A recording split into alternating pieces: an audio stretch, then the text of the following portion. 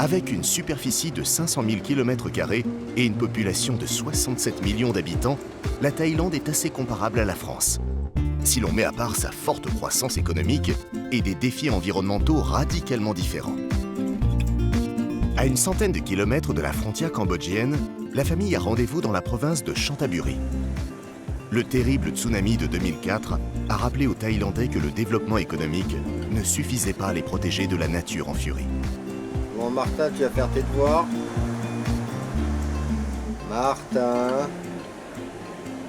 Devoirs. Après 3 ans de voyage, Fred et Laure ont compris qu'il fallait ménager aux enfants quelques moments de pause et de jeux simples. Avant de reprendre les cours, comme tous les élèves du monde. Martin Sebron, 5020 2000 84 4. Momo Irene, Momo der, Iremo, Iremo, There are more everywhere. Momo, Madonna la de fin. Ia, ia, o, and Donald for me as a horse. Ia, ia, o.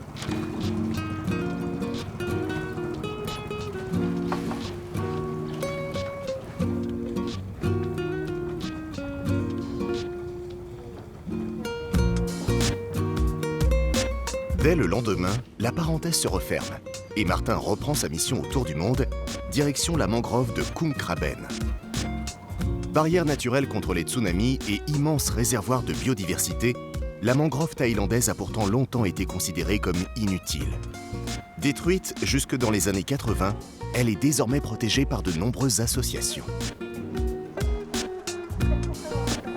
Journaliste et directrice d'un écolodge, Bronwyn Evans est passionnée depuis de nombreuses années par la mangrove. C'est elle qui va guider la famille au cœur de ce labyrinthe naturel.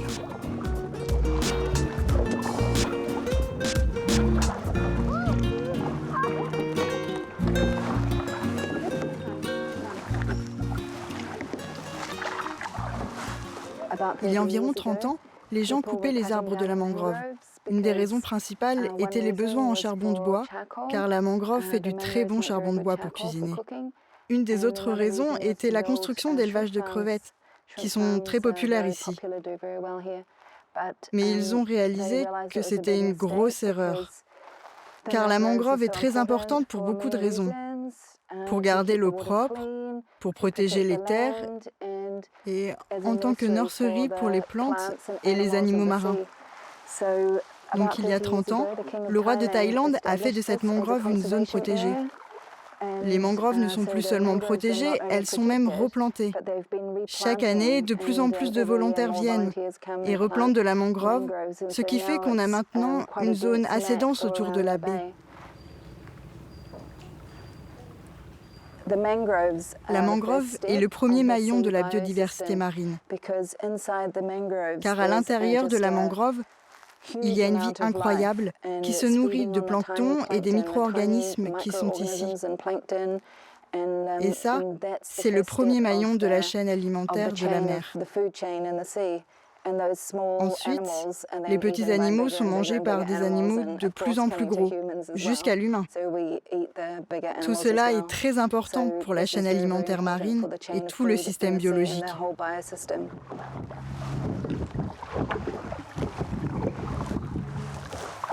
Le tsunami de 2004 aurait été beaucoup moins dévastateur si la mangrove n'avait pas été détruite.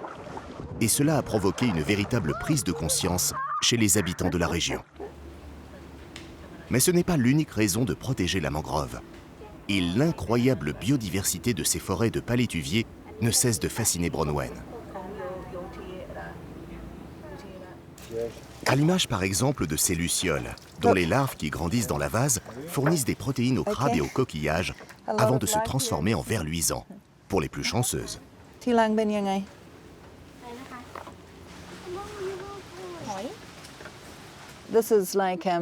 Ça, ces points blancs, c'est une substance que les lucioles fabriquent. C'est un peu comme des pucerons qui produisent une matière collante, un peu comme de la glu. C'est intéressant car c'est le signe qu'il y a beaucoup de lucioles dans les environs. Et c'est le signe de la bonne santé de l'écosystème de la mangrove. Jusqu'en 2005, la mangrove de Kungkraben abritait plusieurs spécimens de lamantin. Et l'association royale qui restaure la baie espère bien réussir à les faire revenir. Malheureusement, dans le reste de la Thaïlande, 65 000 hectares de mangroves ont été détruits ces dernières années, principalement pour installer des fermes d'élevage de crevettes. Une activité très lucrative, mais très polluante et terriblement consommatrice de poissons. Certains biologistes, comme Takorn Kakaikitawat, tentent de limiter les dégâts en élevant des poissons pour les relâcher dans l'océan. À quoi sert cet endroit? Cette réserve porte le nom de Kungkraben. Elle s'étend sur 5000 m². Elle fait partie d'un projet du roi de Thaïlande pour la protection de l'environnement et le développement durable. Notre objectif, c'est de protéger l'écosystème de cette baie, principalement constitué de mangroves. Pour cela, nous avons créé ici ce centre d'élevage pour les poissons, les crabes et les espèces qui sont menacées par la destruction de leur habitat.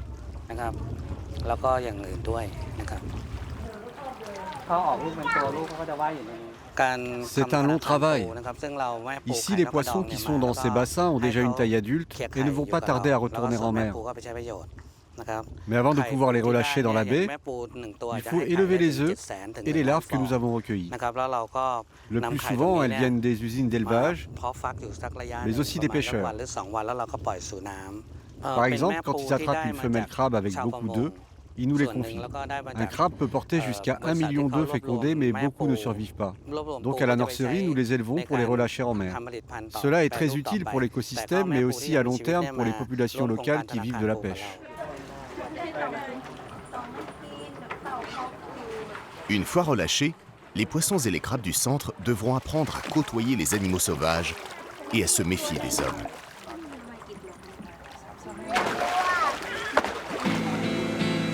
Martin, Shin, Laure et Fred vont suivre le même chemin et quitter la mangrove pour rejoindre la mer. Direction l'île de Koh Chang, à une petite demi-heure du continent.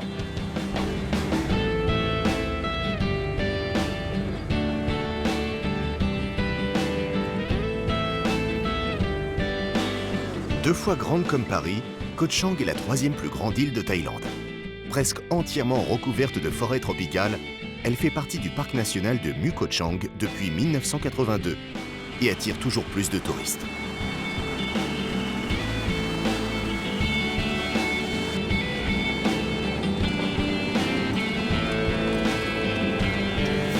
On est sur l'île de Koh Chang et ça veut dire l'île des éléphants. J'espère qu'on va revoir les éléphants. Oui. Tu veux voir les éléphants, Chine? Oui.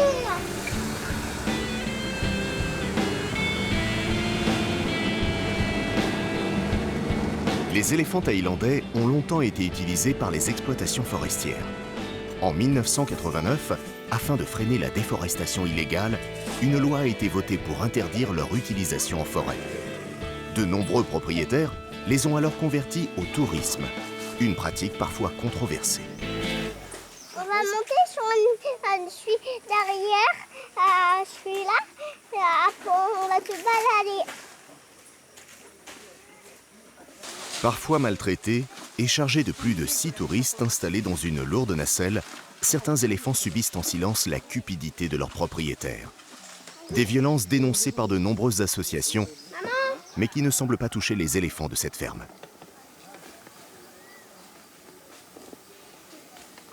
On va où? On va aller laver les éléphants dans une rivière.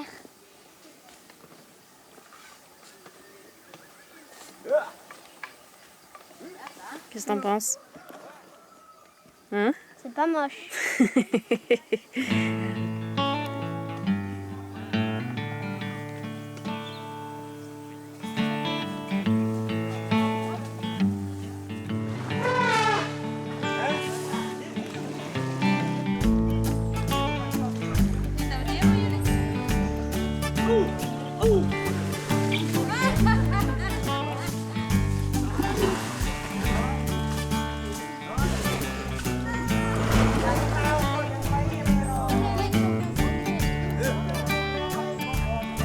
C'est la première fois que je monte sur un éléphant dans l'eau.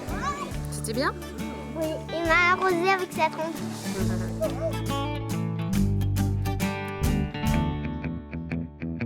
Retour sur le bitume du continent et la capitale thaïlandaise à 300 km de l'île de Koh Chang.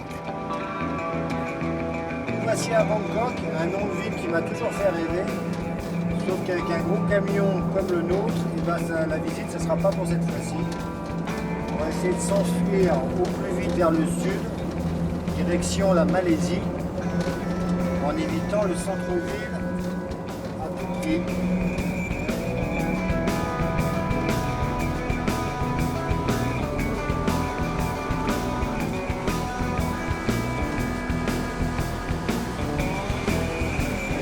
Martin et sa famille s'apprêtent à parcourir les 1600 km qui séparent Bangkok de Kuala Lumpur, au sud de la péninsule malaise. Située à seulement 200 km de l'équateur, la capitale de la Malaisie est connue pour sa chaleur et sa moiteur. En seulement 25 ans, la Malaisie est passée du statut de pays en voie de développement à celui de pays développé, grâce à la modernisation rapide des transports et des moyens de communication. Mais cette modernisation n'a pas pour autant changé le climat étouffant de la capitale, accentué par le réchauffement climatique.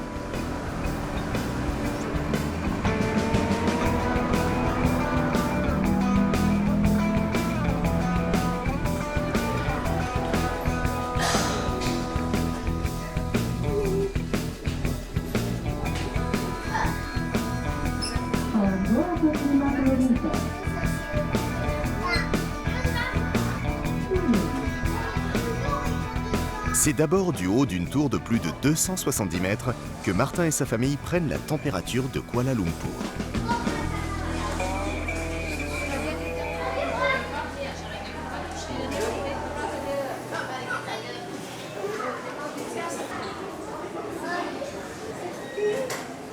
Tu vois quoi? Je vois une piscine. De retour sur la terre ferme, Martin, Chine, Laure et Fred décident d'aller faire du shopping dans un lieu un peu particulier. Au One Utama Shopping Center, le 4e plus grand centre commercial du monde, c'est surtout la climatisation qui les intéresse. Elle est principalement assurée par une forêt tropicale et son responsable, Alfred Cheong, est toujours fier de la faire visiter.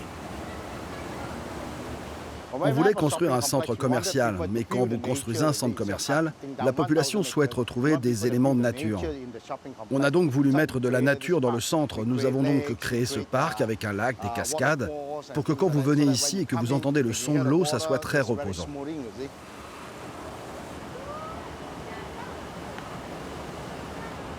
Ce petit coin de nature est en effet bien utile pour que les clients restent tout à fait détendus, même au moment des soldes. Mais il protège aussi de la chaleur et permet au centre de faire 30% d'économie sur l'air conditionné.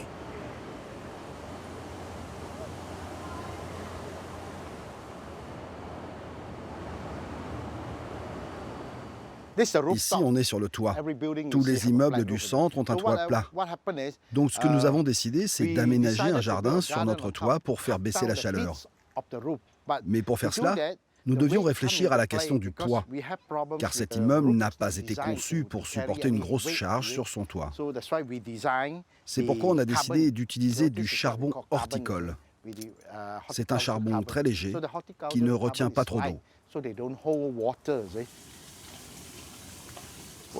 Nous avons un système de collecte des eaux de pluie vraiment unique. Quand il pleut, l'eau ruisselle à l'intérieur de ce cercle et est stockée au sous-sol où nous avons 3 grosses cuves. Et quand nous avons besoin d'arroser, on pompe l'eau qui circule dans notre système d'irrigation.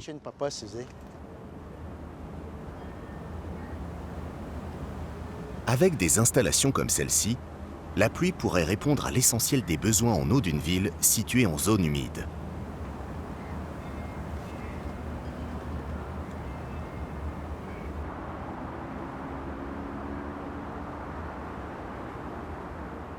Si vous regardez les immeubles en face, vous voyez qu'ils sont tous vitrés.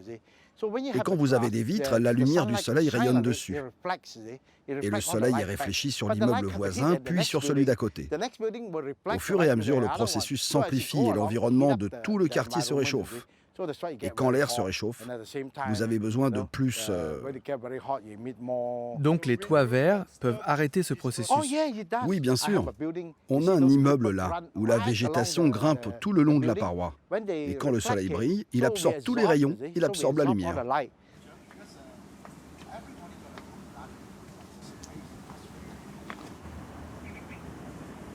Les plantes de ce jardin n'ont pas été choisies au hasard.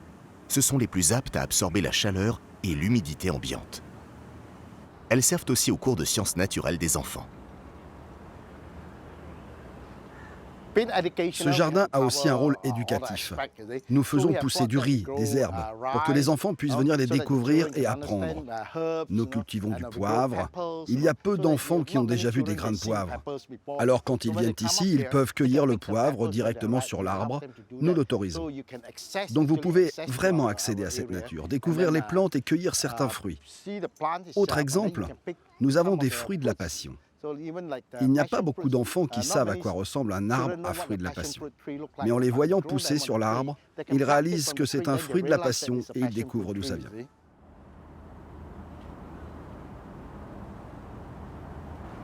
C'est des papayes. Des papayes qui poussent sur le toit d'un immeuble, c'est incroyable ça. Ouais.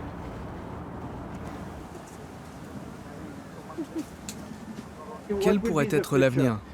Dans le futur, tous les toits pourraient être verts comme celui-ci. La création d'un jardin de toit pour nourrir les gens n'est pas un problème. Nous nous y sommes essayés et vous voyez, les plantes poussent très bien ici.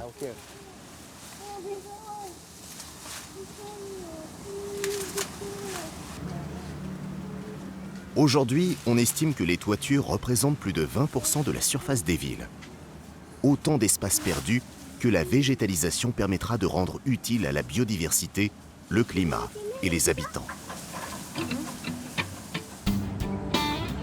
Mais il n'y a pas que les grands centres commerciaux qui se sont mis au vert à Kuala Lumpur. Martin et sa famille ont rendez-vous avec l'architecte Tan Loc Mun, concepteur et propriétaire d'une maison étonnante.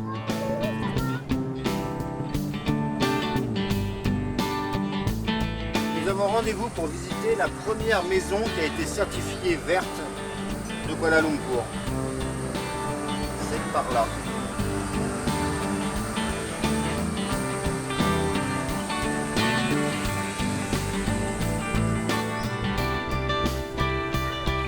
Cette maison a obtenu la plus haute distinction écologique pour un édifice malaisien. Premier critère de ce label, l'efficacité énergétique. Tan Loc Mun a étudié l'orientation de sa maison pour minimiser la chaleur tout en profitant de l'éclairage naturel du soleil. La plupart des maisons sont orientées nord-sud, parce que sous les tropiques et dans beaucoup de parties du monde, l'est et l'ouest sont les côtés les plus chauds. Beaucoup de soleil traverse cet axe. Sous les tropiques, la priorité est de maintenir la chaleur à l'extérieur. Ici, l'essentiel de la consommation d'électricité sert à rafraîchir les maisons. Alors en orientant le bâtiment nord-sud, en installant de grandes baies vitrées qui s'ouvrent complètement et en plaçant des points d'eau de chaque côté, on crée une formidable ventilation naturelle qui traverse la maison. Et quand le vent souffle sur ces bassins, il capte les molécules d'eau, les dépose sur votre peau et quand une brise traverse la maison, ça vous procure une sensation de fraîcheur.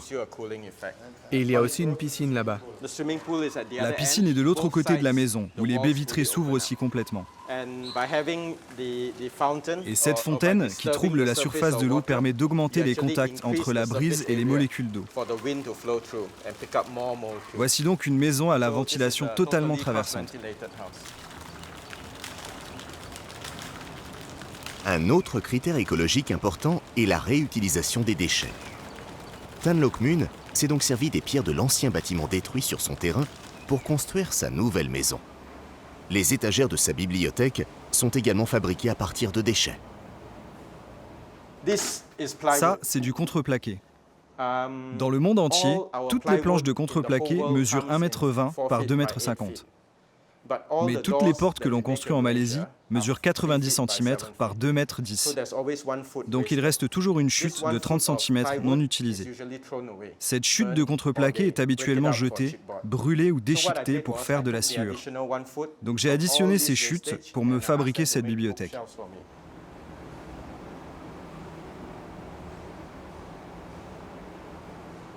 En Malaisie, l'acier vendu contient entre 90 et 95% d'acier recyclé. Si vous ne le croyez pas, laissez un morceau d'acier sur le bord de la route, il sera très vite emporté ou volé, car il existe un gros business du recyclage de l'acier. Et c'est un très bon business pour certaines personnes. Donc en Malaisie, quand vous utilisez de l'acier, vous savez que 95% provient du recyclage.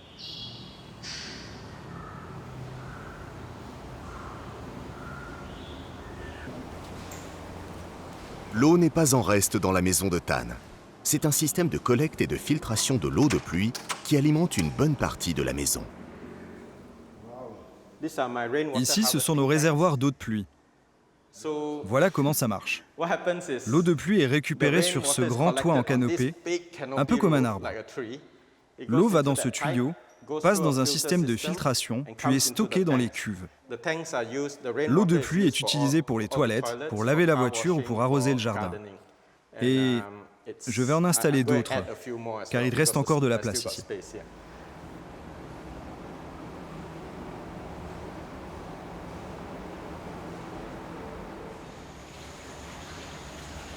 Tan Loc Mun n'a même plus besoin de l'air conditionné, pourtant quasi incontournable dans les maisons malaisiennes. L'architecte a installé sur son toit un ingénieux mécanisme de refroidissement naturel. Ça, c'est mon invention. J'ai utilisé une simple turbine et je l'ai associée à une boîte en verre, une pyramide. Donc j'obtiens un puits de lumière qui traverse la maison et un système de ventilation. Donc ce qui se passe, si vous le touchez, vous sentez que c'est chaud. L'air à l'intérieur se réchauffe et au moment où il y a 3 à 5 degrés de différence, la turbine se met à tourner d'elle-même. On n'a pas besoin de vent et c'est vraiment pas cher à fabriquer. Pour 700 ringgit, vous avez un système de ventilation autonome. Les éléments coûteux, ce sont les panneaux solaires et les chauffe-eau solaires.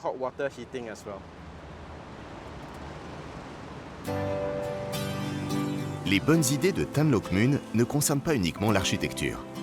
Depuis quelque temps, il a décidé de remplacer ses chiens et ses chats domestiques par des poulets sauvages, bien plus intéressants pour fertiliser le sol et manger les insectes. J'ai beaucoup de poulets sauvages. Ces volailles sont en fait les ancêtres des poulets actuels que l'on trouve partout dans le monde. Aujourd'hui, la plupart des poulets sont génétiquement modifiés. Et plus ils sont modifiés, plus ils deviennent stupides. Un poulet sauvage est capable de trouver lui-même sa nourriture. Si vous posez un bol d'eau avec des larves de moustiques à l'intérieur, les poulets normaux ne seront pas capables de reconnaître cela comme de la nourriture, alors que les poulets sauvages, eux, vont manger ces parasites. Cela permet de réguler le nombre d'insectes et de sauvegarder cette espèce.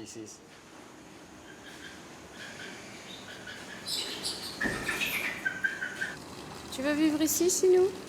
Pourquoi? Elle est pas assez bien, cette maison? Il n'y a que 2 lits, 2. Ah, c'est parce que t'as pas visité la 3e chambre. En fait, il y en a 3. Mais nous, on est 4. 4. Ah, mince. Mais je peux dormir dans la même chambre que papa? Tan Loc Mun espère voir de plus en plus de maisons comme la sienne fleurir dans son pays.